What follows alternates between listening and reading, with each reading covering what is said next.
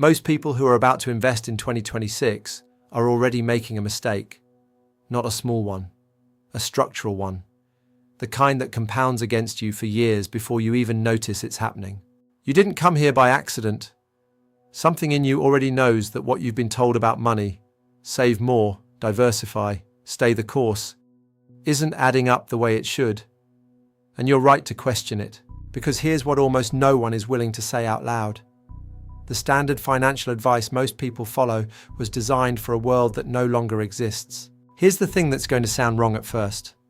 Saving money might be one of the most financially dangerous habits you have. Not because saving is bad, but because saving, without understanding what your money is actually doing while it sits there, is a slow erosion you can't see. Inflation doesn't announce itself. It doesn't send you a notification when your purchasing power drops 3% in a year. It just happens, quietly, and your bank account shows the same number, so you feel fine. But the money that felt safe in year 1 is worth less in year 3. And by year 10, the gap between what you saved and what you needed it to become is so large that catching up feels impossible. That's the loop, and most people stay in it their entire working lives. Here's why. The financial system was not built to make you wealthy. It was built to manage your wealth on its behalf. Every time you deposit money into a low-yield account, a bank uses that money to generate returns for itself. Every time you pay a fund manager a percentage of your assets, regardless of whether they outperform, you are funding someone else's income stream. Every time you delay investing because the market feels uncertain, you are choosing the certainty of stagnation over the discomfort of action. And the uncomfortable truth is, the system didn't create these behaviors in you. Your own psychology did. Loss aversion is real. Research in behavioral economics has consistently shown that the pain of losing $1 is psychologically more powerful than the pleasure of gaining one. This means, at the neurological level, your brain is biased against building wealth. It is wired to protect what it has, even when protection is the slower form of loss. And this isn't a character flaw, it's biology. But biology doesn't care about your retirement. The investment environment entering 2026 is not like previous cycles, and treating it like it is will cost you. Interest rates, after years of aggressive movement, have restructured the cost of capital across nearly every asset class.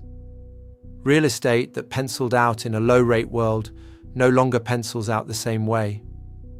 Growth stocks that were valued on future earnings, discounted at near zero rates, are being repriced with a harder denominator. The math changed. Most retail investors haven't updated their mental models. At the same time, artificial intelligence is beginning to restructure labor markets in ways that are not speculative. They are measurable. Entire categories of knowledge work are being automated. This does not mean the world is ending. It means that income derived from time, trading hours for dollars, is becoming structurally less reliable than income derived from ownership.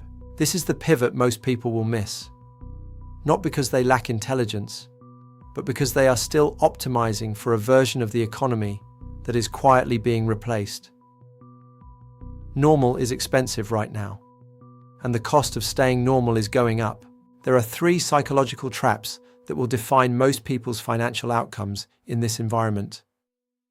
Understanding them is not enough. You have to recognize them in real time while they're happening to you. The first is status-based spending. Human beings are deeply social. Our spending patterns are heavily influenced by what we perceive as normal in our immediate environment. If the people around you drive certain cars, live in certain neighborhoods, take certain vacations, your brain registers that as the baseline. Anything below it feels like failure.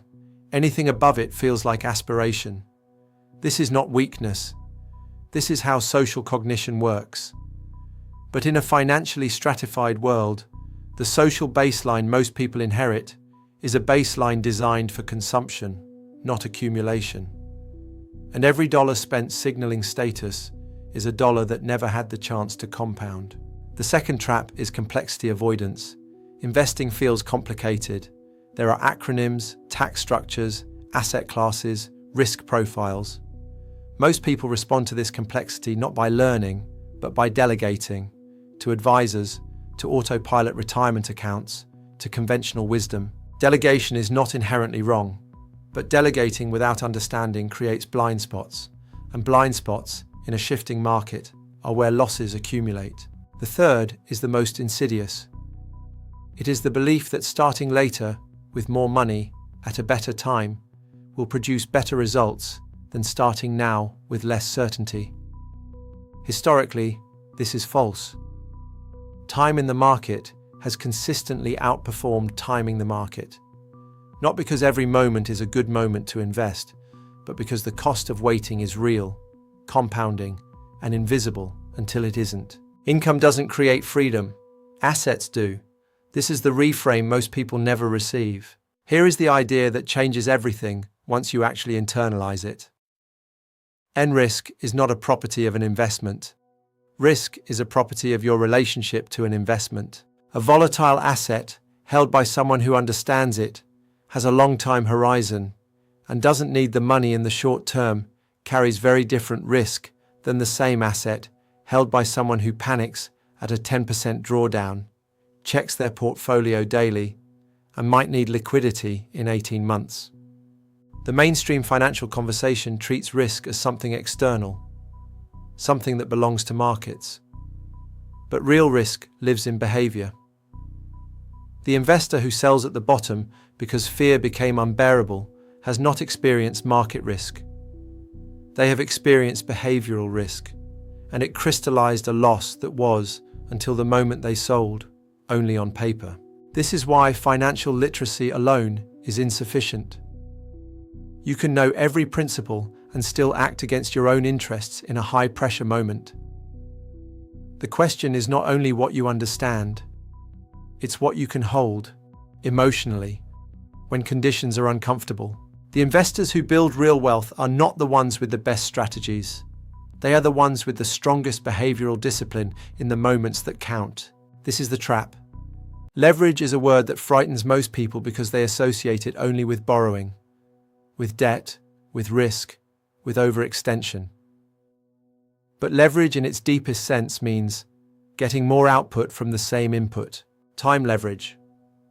Owning assets that work while you sleep, dividend-producing equities, rental income, royalties, business equity, means your financial output is no longer capped by your working hours. This is not passive in the sense that it requires no effort to build. It is passive in the sense that, once built, it operates independently of your time. Knowledge leverage. Understanding tax-advantage structures, asset location, compounding mechanics, and the difference between earned income and capital gains. Income is not trivia. It's the difference between two investors with the same gross income arriving at vastly different net positions a decade later. The one who understood the rules didn't work harder. They played a different game. The people who stay stuck believe effort is the multiplier. The people who build leverage understand that structure is the multiplier. Effort fills a bucket. Structure builds the pipes. Earlier, I said that saving money might be one of the most financially dangerous habits you have. Here's what I actually meant. Saving is not the problem. The problem is treating savings as a destination rather than a staging area. Money that sits in a savings account is waiting. Waiting to lose purchasing power. Waiting to be useful. Waiting to be put to work. The shift is not from saving to spending.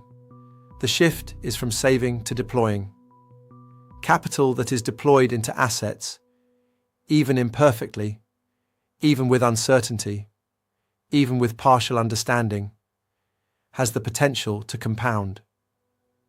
Capital that waits for the perfect moment does not. The perfect moment is not coming. It never does.